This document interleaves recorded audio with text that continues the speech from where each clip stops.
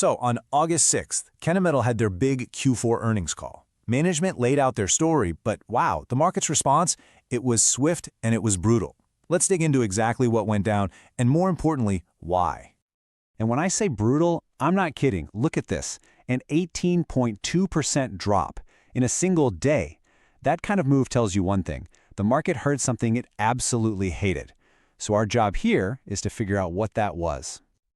Okay, so what was the trigger? Right here, a clear miss on both revenue and earnings. Adjusted EPS, it came in at 34 cents, which was a good 4 to 6 cents shy of what Wall Street was looking for.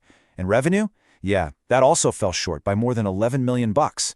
You know, in the world of earnings reports, a double miss like this, that's a huge red flag. It really set a negative tone for the entire call. All right, so a miss on revenue and earnings, that's just the headline, right? The real story, the thing that caused that massive 18% drop, is buried in the details of why they missed. Let's get into it.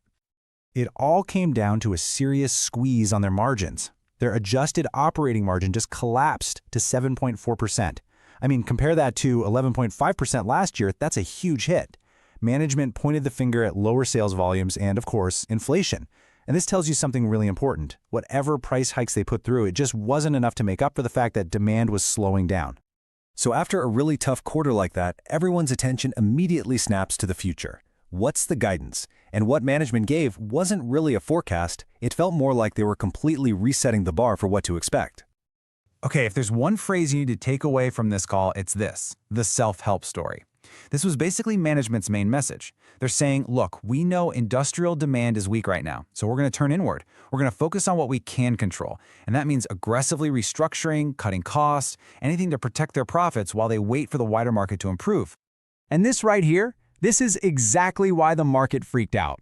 Look at this. Last year, they earned $1.34. The new guidance for next year? A range of just 90 cents to $1.30.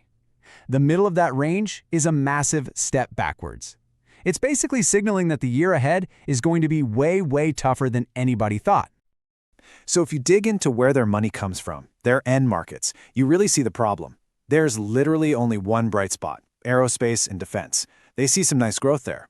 But everything else, transportation, general engineering, earthworks, energy, all of it is expected to be flat or even down. That means they are pinning all their hopes on just one part of the business, while all their other core markets are really struggling. Okay, so management is over here telling their self-help story about cutting costs. But the market heard that and wrote a completely different headline. Let's break down what the market's verdict really was. And look, this wasn't just a simple price drop. This was a move with some serious conviction behind it. Just look at the trading volume. It spiked to over 3 million shares. That is way, way above what's normal for this stock. This tells you it wasn't just a few nervous folks selling. This was a massive exit. The big institutional money was heading for the doors. This quote just perfectly captures the disconnect, doesn't it? Management was trying to say, hey, we're being smart, we're cutting costs to get through this. But what the market heard was, oh, wow, the storm is way worse than we realized, and demand is falling off a cliff. At the end of the day, investors vote with their money, and they clearly cared more about the weak demand story than the cost-cutting story. All right, so after all that, where does the stock actually go from here?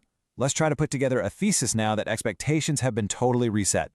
So this all boils down to one critical question for anyone looking at this stock.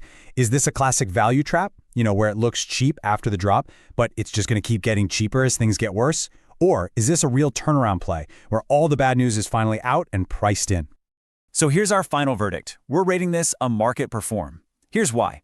All that cost-cutting management is doing, that should provide something of a floor under the stock price. But, and this is a big but, the really weak demand in their main businesses puts a hard ceiling on how high it can go. So the stock is probably just going to be stuck in neutral for a while, at least until the bigger industrial economy starts to wake up.